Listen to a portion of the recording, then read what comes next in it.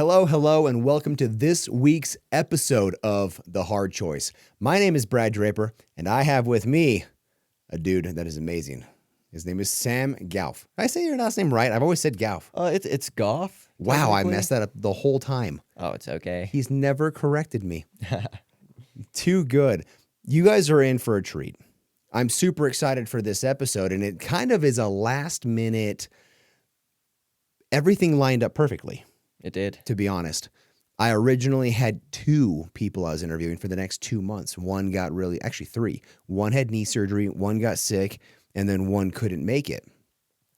And then Sam mentioned yesterday, or 2 days ago, that he was thinking about doing a podcast. And it's like, oh man, that'd be really cool to have him on. So a little backstory was Sam. Sam owns Stone Ridge bladesmithing, blacksmithing. What do you Stone Ridge Metalworks. I do Metalworks. a little bit of everything. You do everything? Cool. And one thing that you will learn and we will talk about today is Sam is young. Sam's really young. When I first met Sam, we met through Instagram via a post that he had done because he's doing a job for an individual that's a mutual friend. And I had no idea what he looked like. I figured he was probably more like in his mid-20s. And then I found out he's not. How old are you, Sam? I'm 18. 18. To say he's 18 is an understatement. He is wise beyond his years. And Sam, as we said, owns a blacksmith. He owns a forge and is getting ready to hire his first employees. I am. To put this in perspective, I want you to think about the fact of when you were 18, still in high school, what were you thinking about? When you were looking towards your future and you had graduation. As of the day of this recording, Sam's graduation ceremony is a Saturday. It is this Saturday, yep. Which is 2 days from now. You're 2 days shy of his diploma ceremony. And we've already had talks for probably almost a month ago, 3 weeks ago or so, about him bringing on his first employee.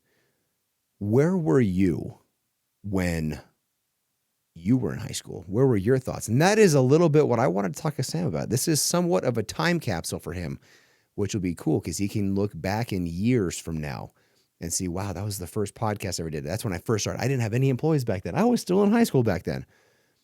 And how cool is so that is what I really want to drill down on is what goes through the mind of a kid still in high school, but starting a business, bringing on employees, and going down the path of entrepreneurship.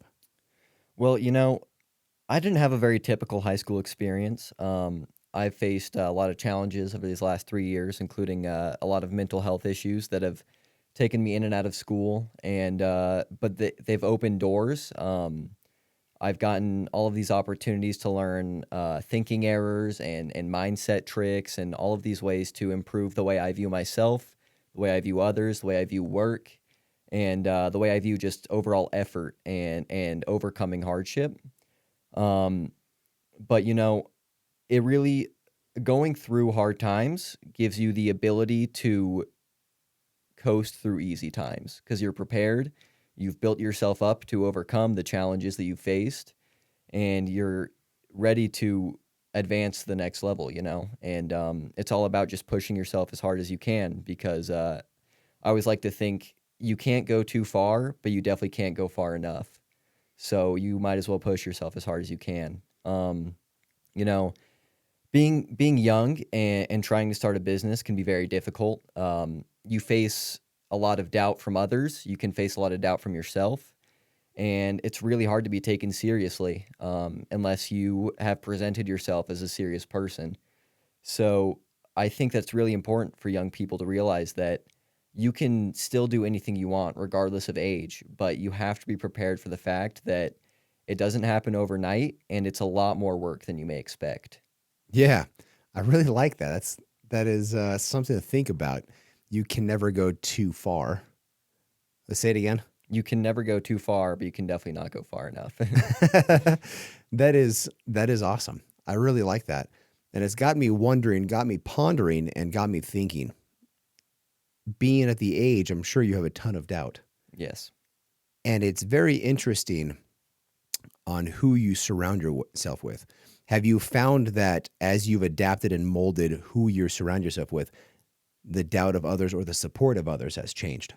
Absolutely. Being in high school, trying to do something new and different, especially something as kind of outlandish, I'll say, as trying to start a knife company, you're gonna face doubt from almost everybody, and it might be backhanded. You might not even understand that they're doubting you yet, but you'll look back in the future and see, okay, that was an unhealthy position to be in. I need to be able to foresee that in the future so that I don't have to fall into the hole again and dig myself back out. So once you identify who you want to be, you can start identifying who you want to be around because you are the product of the people around you. Absolutely. Yeah, that's the class old age saying. Yeah. Man, my mouth. Bleh, which is you are the average of the 5 people you hang around. Yep. And those 5 people don't necessarily have to be in person. Mm-hmm. I mean, 2 of the people that I have been around and I spend most of my time with, and for years I spent most of my time, was with Ed Milet and Andy Frisella. Yeah. It was on their podcasts. And I listened to their podcasts, and they are, oh man. Let's see. Andy is somewhere in the over 1,000 episodes. And I think Ed is pretty close behind to 1,000 episodes. They've been in the game for quite a while. They started in 2015. Wow. And I started listening to their podcast in 2018. And it is wild how you frame your mind, frame who you're around, and that really molds on who you become. Absolutely. How has having an unrelenting amount of self-control and self-encouragement helped you down this path with all of these haters? Well, it takes a lot of personal reflection, because you might be doing very well in certain areas. Like, for example, in my life, I'm really good about how I treat others, I'd like to say, but no matter what you do, you're always going to fall through in some areas. So it's kind of a balancing act of picking up this part of yourself, then picking up this part of yourself, picking up other people, which in turn is picking up yourself, Mm-hmm. Um, It's kind of like having grace, right? Absolutely. Yeah, It's kind of like having grace with yourself and understanding that you're human, absolutely. understanding that you will fall, understanding that you will not amount to your highest dreams and expectations. But that does not mean you don't shoot for them. No, absolutely not. You keep rising, you keep moving, and as you keep stepping, and it's so true. You've been in the forge now for 4 years, right? 4 years, yep. It is so true. You have a power hammer now. Not yet. We have a We'll get you have a there. press. I've been using a buddy's press. It's a buddy's press? The Okay. press is the next investment. So getting a press and a power hammer, so you're not doing it by hand. Yeah. But just as a blade is made, I actually use forges quite a bit in a lot of analogies Yeah. because forges are so much like life. Yeah. And purifying metals is so much like life. But just like building a blade, you got to hammer it over and over and over and over. And every once in a while, you're going to hit in the wrong spot and it's going to turn it the wrong way. Doesn't mean you give up. Doesn't mean you just say, major fault, messed up. You just keep going. Well, and that's a big example of why I'm such a advocate for art and people creating, It's not about being the best painter or being the best knife maker. It's about learning how to become, learning how to improve. It's very similar. Painting a beautiful painting is very similar to becoming a beautiful person, Each brushstroke matters. You can make mistakes. You can cover them up. You can do whatever you need to do to make it look exactly how you want it to look. And that's the same with humanity. You are in control of yourself and you are an art project. So you should treat yourself like you are a product of yourself. Because I think the greatest work I've ever done has been the work for my mental health. And I think that anybody can do that work, You can take lessons from everywhere and apply them to whatever you need them to be, Yeah, absolutely. As I say frequently, and for those that listen to my podcast, know your thoughts precede your actions, and your actions precede your opportunities. Absolutely. It all starts with the mind, who you see yourself as. One of my hobbies that I've done now for 13 years is photography. Yeah. And sometimes when I want to do really artistic things, I create what I see, not necessarily what's reality. And people will say, oh, that's not real. I said, but it's real in my mind. You created it. And Now so I it's your made it. reality. And photography literally means painting with light. That's what photography, the word actually means. Hmm. And so painting with light. And so I would create colors later in post that weren't actually there, but they were in my mind. And I created very beautiful imagery based off of things that I saw beforehand. Same thing goes with making a blade. It starts out as raw metal that Yeah. looks like nothing, can be used for many things, but in its raw form, used for nothing. But once harnessed, once shaped, once sharpened, can be used for many things. Yeah. Can be used for a tool. And just with that, it could be used for a tool for good and be used for a tool for not so good. Absolutely. It's amazing how far we take things in our own creation. It's really cool. I really like how you went the direction of the creation of the mind through mindset work and self-mastery truly creates who you are. Absolutely. And it's cool how that happens over time. How have you seen yourself as you've decided to go down this path of entrepreneurship, which is, in my opinion, one of the hardest paths someone can choose in life, but also the most fulfilling and most rewarding? How has that shaped and adapted and molded your mind? Well, I think there's kind of two ways that I think about that. One of the ways is if I'm having these issues or if people are doubting me, if I can't get through this, then I need to build myself up to become the best so that it's undeniable. You know, one of my favorite quotes is be undeniable. If you get to a point where you're undeniable, then you'll be able to control the way you think, the way you move, the way you treat people, the way you act. And that flows through into all of your life. You know, that's why, for an example, like when you go to the gym, you're not just learning how to get bigger muscles. You know, you're learning how to push yourself past failure. You're learning how to do things when you don't want to do them and stay consistent. Definitely. Yeah. Yeah. Sam and I were talking. I said, whenever I was hiring, if I had two applicants that were both qualified, one was fit, one was not, I would have picked the fit every single time Mm-hmm. because that says a type of character that person is. It's visual proof that they have work ethic. Bingo. I love that. And it just shows they can stick to things and they can make promises with themselves. And that's truly what self-confidence is. It's making and keeping promises with yourself. Yeah. So I remember the first time you told me that quote. Actually, we were at that gala, um, and it completely changed the way I think about a lot of things. You know, everything that you say is a promise because you're putting that in the universe. You're making that a reality. And to stick to that reality, you have to follow through and become, you know. Mm-hmm. It really reframes how you say things, how you show up, because you don't want to say something that you cannot follow through with. Absolutely. People do all the time. And whenever you look at those people, they tend to have, for lack of better terms, a decent amount of struggle in life. And all the confidence that you see is made up. They Yeah. mask it. Women with makeup, men with clothes, women with clothes, what you drive, how you act. But in reality, confidence is driven from within. Confidence is driven from showing up every day, lighting the forge, and just keep going. Absolutely. It's an internal driver.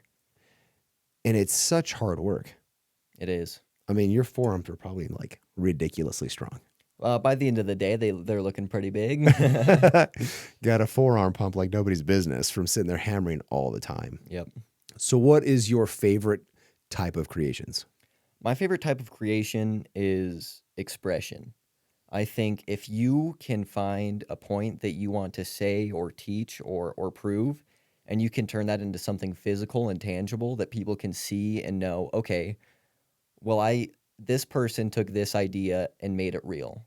Of course, I can take this idea and make it real. If someone else can do it, why can't I? You know. So Mm-hmm. my favorite creations are thought provoking, I think. That's intense. That was way deeper than I was asking.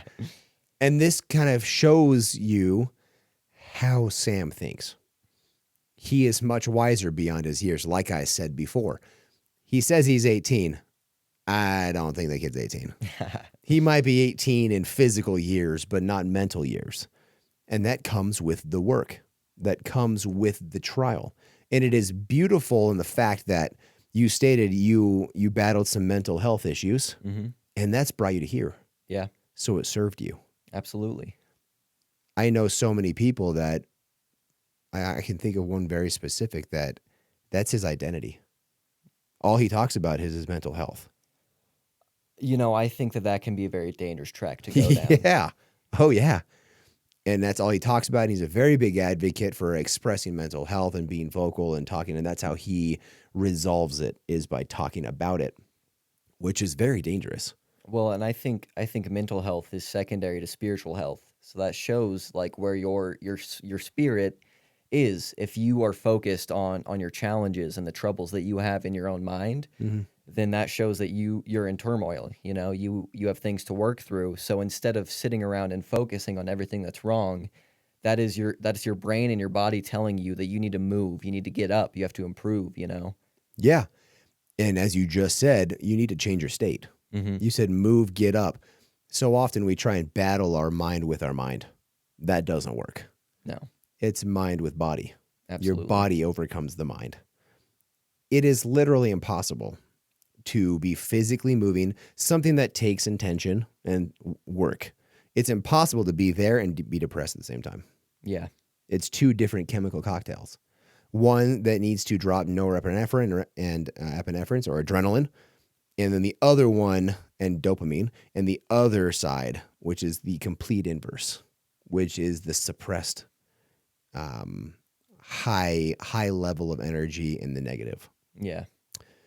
So often we get caught up, but it's those things that most people claim to be their crutch, their hold back, the thing that prevented them was actually your superpower. Yeah. It's actually the thing that bolstered you and created into who you are now and who you will become. It's going to be super freaking cool. I'm super excited to see where Sam goes in life because it's nothing short of amazing. And I hope you can see that. I hope you can understand that and recognize the trajectory that you're on is so far past what you think it will be. Well, I hope so. It will be, I promise you, because you're doing the steps and taking the path that most people never do. And the steps you're taking, most successful people take 10 or 20 years from now from where you're at. I mean, I started down this journey when I was, I'm 7 years of extreme intention. But I was the VP of a facility 9 years ago. I'd been on this path. But I really started when I was in my mid to late 20s. Mm-hmm. And I always like, man, I'm so far behind. Yeah. And I have a lot of friends now at 35 that are crushing it. I'm like, dang it, you're 32? Suck. Dang it, you're 30? Dang it. I thought you were older than me. And I see people, and then I think about somebody like you. You're 18. Mm-hmm. You're still in high school. I was not thinking about building a business. I was thinking about building a business in high school, but not actually doing business and hiring people and getting to the point of like, oh man, I continue on. I'm going to need manual labor to help me get to where I'm trying to go. Yeah. And to cast the vision and how beautiful it is to watch your drive, Thank you. to watch you keep on pressing forward and recognizing that the things that most people would say is their demise is actually your superpower. It is, those are opportunities, your hardships are opportunities to improve and move forward. It's not the end of the world if you're feeling down, it's a time to reflect. It's a time to improve. Like I said, Yeah. I'm kind of lost for words purely because of the way you think, the way you act, the way you handle yourself. To say this kid is like the most polite kid is an understatement. And his mom, yeah, you can thank my mom for that. his mom, she friended me on Instagram, and I messaged her. I said, Sam is a stunning example of what you have created as his mother. She never responded back to that. That's okay. We'll just Oh, I'm sure she appreciated it. but how true it is. And so where do you see in the last final moments, where do you see yourself? Where are you going? Where is Sam Gouff going? Well, I like to think if you can see it, it's already there. And in the future, I think that I have my business, and I think that I am one of the largest knife companies in the country. And I think that people come to me not just for my knife designs, but for my eye for design. I want to be the next Brabus. Yeah. Bravis is dope. Yeah, Bravis is dope. So you're shooting for the Bravis level. I am. That is the level. Yeah, And I love that. Let's just take you bigger than that because Bravis is worldwide. So if you're going to be at Bravis level, you're going well known, biggest in the world, not biggest in the country. yeah. We're going worldwide here. If you can leave the listeners with one nugget, one thought, the first thing that comes to mind is naturally going to be the most important thing because somebody needs to hear the first thing that comes to your mind. What is that? Love yourself and love others and love the process. I think that love is not just an energy, it's a currency, and where you put that love, where you put that energy is where you get that love and energy back from. So be careful about who you let into your life and where you put your energy. I love that. Have this conversation with your friends and your family. Share this episode. Look up. Where can they find you? You can, if you're interested in me, I'm Sam Gouff on Instagram. If you're interested in my business, I am Stone Ridge Metalworks. Stone Ridge Metalworks. And All those one will word. be in the show notes. You can find him, show him some love, share his stuff, buy some blades, and keep this conversation rolling with your friends and your family. Reach out to me. Reach out to Sam. Have this conversation with us. Leave me a review. Spotify, Apple, where are all the things? iHeartMedia, Amazon. I say Google, but I don't think Google Podcast is a thing anymore. I think they got rid of that. Pretty sure that as of May, the recording of this episode, so this episode comes out, I guess still in May. May is the last month of Google Podcasts. So find me wherever you find me. You can find me on social media, Mr. Brad Draper. Until next week, like this thing, subscribe to it, download it for future listenings. I love you guys. Bye.